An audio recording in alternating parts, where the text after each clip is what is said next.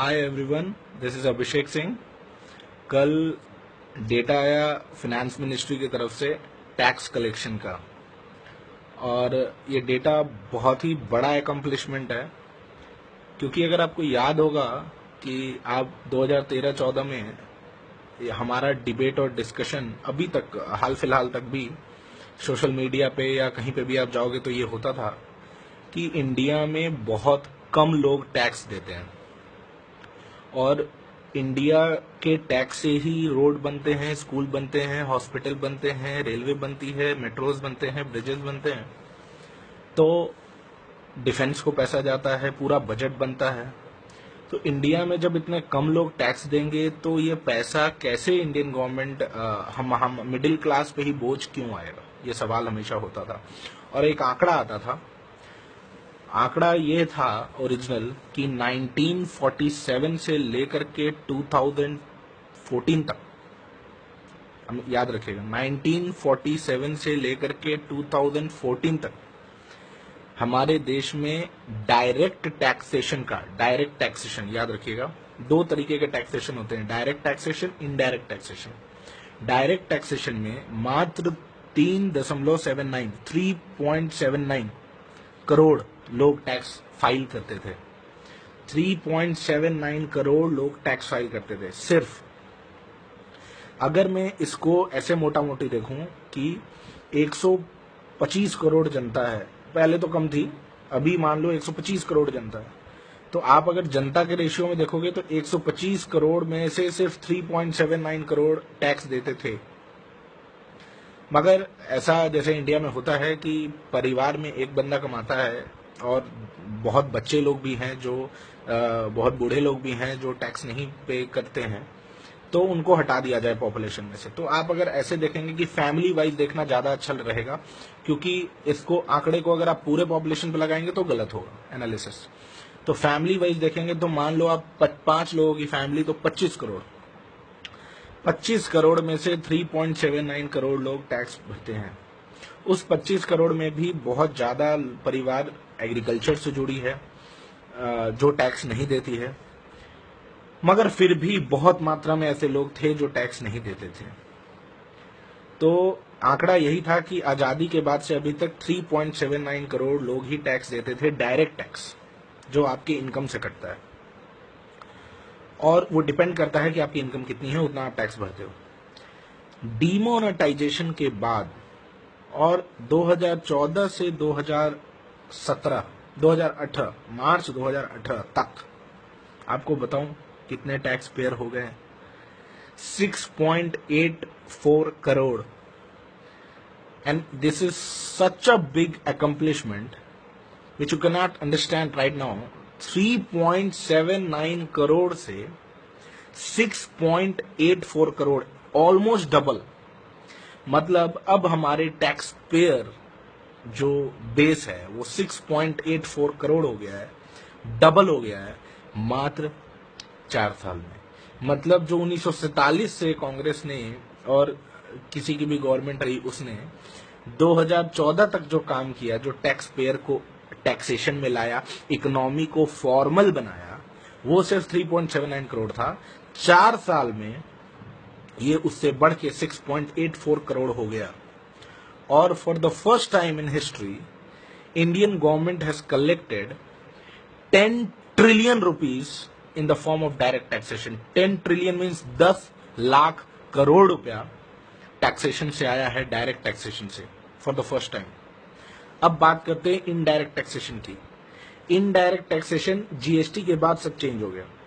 GST से पहले indirect taxation लिया जाता था कस्टम ड्यूटी के फॉर्म में, सेल्स टैक्स के फॉर्म में, जो ट्रेडर्स देते थे, पे करते थे।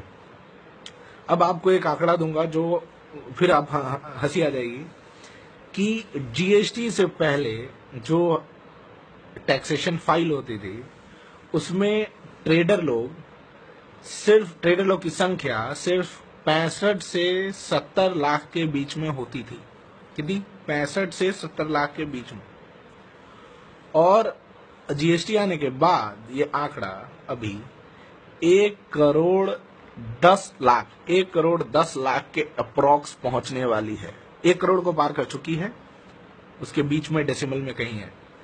1 करोड़ 10 लाख, मतलब कैन यू इमेजिन कि ये 40 लाख या 35-40 लाख ट्रेडर्स कहां से आ गए, या आप कह सकते हो कि ये 3 करोड़ डायरेक्ट टैक्सेशन वाले कहां से आ गए।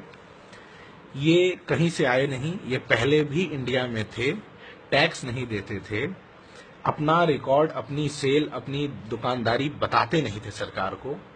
और अब जीएसटी आने के बाद और डिमोनेटाइजेशन होने के बाद जब सरकार ने पता लगाया कि कितने लोग हैं, डिमोनेटाइजेशन के बाद जब सारा पैसा आपका चला गया बैंक में और ट्रेसेबिलिटी हो गई, तो अब वो ईमानदारी से टैक्स दे रहे हैं और प्राउड फील कर रहे हैं।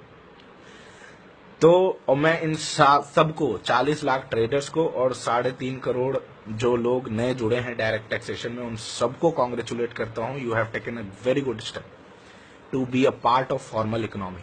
इंडिया अब इनफॉर्मल इकोनॉमी से फॉर्मल इकोनॉमी की तरफ बहुत तेजी से बढ़ रहा है और हर साल 17% के ऊपर की ग्रोथ हो रही है डायरेक्ट टैक्सेशन के कलेक्शन में।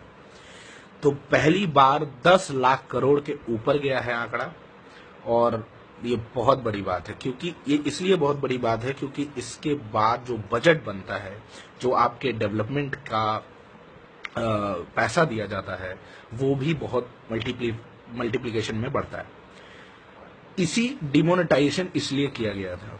डिमोनेटाइजेशन का और सब बेनिफिट है। डिमोनेटाइजेशन के बाद डायरेक्ट टैक्सेशन बढ़ा। डिमोनेटाइजेशन के बाद जो ट्रेस की गई हवाला कंपनियों में 3 लाख के ऊपर कंपनियों को डी रजिस्टर कर दिया गया। डी रजिस्टर कंपनी एक्ट के तहत डी रजिस्टर कर दिया गया, और 3 लाख के ऊपर कंपनियों को जो डी रजिस्टर किया गया उनमें से ज्यादातर कंपनियां अपनी एसेट को मांगने भी नहीं आई, क्योंकि एसेट मांगने आएगी तो सरकार उससे पूछेगी कि भाई ये पैसा कहां से आया और तुम करते क्या थे कंपनी में। हवाला कंपनियां थी ये सब। और ये 3 लाख कंपनियों को जो डी रजिस्टर किया और ये एसेट मांगने नहीं आए, ये एसेट का वर्थ 37,000 करोड़ है जो अब गवर्नमेंट के पास है। तो डिमोनेटाइजेशन का ये भी बेनिफिट हुआ। डिमोनेटाइजेशन का तीसरा ये बेनिफिट है बहुत बड़ा, आप लोग को पता भी नहीं होगा शायद से। जो आपका 1,000 का नोट बनता था पहले, वो लगभग 4.5 रुपए में बनता था। इसका मतलब 1,000 के नोट की मैन्युफैक्चरिंग 4.5 रुपए में होती थी। उसी तरीके से 500 की नोट कुछ 3 रुपए 75 पैसे के करीब इसकी वैल्यू थी। मतलब अगर मुझे 50,000 रुपए चाहिए, समझ रहे हो आप, 1000 के नोटों में, तो 50 मल्टीप्लाई बाई 4.5 रुपए, उतना रुपया मेरे को पे करना पड़ता था उस नोट को बनाने वाली कंपनी को। और आपको मैं बताऊं 2014 से पहले 1000 और 500 के नोट इंडिया में नहीं छपते थे, यूरोप में छपते थे, यूएस में छपते थे, और वहां से वो इंडिया आते थे। 1000 के नोट और 500 के नोट, उसके अलावा बाकी नोट इंडिया में छपते थे। मतलब 100 के, 50 के, 10 के, 20 के सिक्के, ये सब इंडिया में छपते थे। इंडिया की कैपेसिटी नहीं थी। जब नरेंद्र मोदी 2014 में आए, उन्होंने सबसे पहले कानून ये लगाया कि इंडिया बाहर से अब नहीं खरीदेगा नोट, नहीं बनवाएगा नोट। और चूंकि इन्होंने ये डिसीजन लिया कि बाहर से नहीं बनवाएगा, तो इनको 1000 और 500 के नोटों को बंद करना लाजमी था, क्योंकि अगर वो नहीं बंद करते तो वो बाहर से काउंटरफीट करेंसी आती। तो इन्होंने 1000 और 500 की पूरी डिजाइनिंग, पूरा डाई, पूरा कलर, पूरा साइज सब बदल दिया और नया नोट लाए, ऊपर से 2000 का नोट भी लाए। इसका मतलब अब इंडिया टोटली अपनी करेंसी खुद छापता है। तो ये डिमोनेटाइजेशन के कारण वो दोनों नोट स्क्रैप हुए और इंडिया अब अपना बनाता है, जिससे 1 लाख करोड़ से 2 लाख करोड़ तक का रकम बचा भारत सरकार का, जो वो बाहर की कंपनी को पे करती थी नोट छपवाने के लिए। तो जिन लोगों को झूठ फैलाना था आज से पहले, बहुत झूठ फैला दिया। अब जनता के सामने सब आंकड़ा आ रहा है। जनता को पता है कि सरकार ने उन छुपे हुए, मैं गलत वर्ड यूज नहीं करूंगा, मैं चोर नहीं बोलूंगा, बट मैं इतना बोलूंगा कि जो लोग टैक्स नहीं भरते थे चाहे किसी भी रीजन से, उनको टैक्स के अंदर आने के लिए प्रेरित किया, मोटिवेट किया, आप कह सकते हैं बाधित भी किया, कंपेल भी किया, मजबूर भी किया। तो ये सब बहुत अच्छी खबर है भारत के लिए। तो इस वीडियो को शेयर करें और इस इंफॉर्मेशन को सुने। और थैंक यू।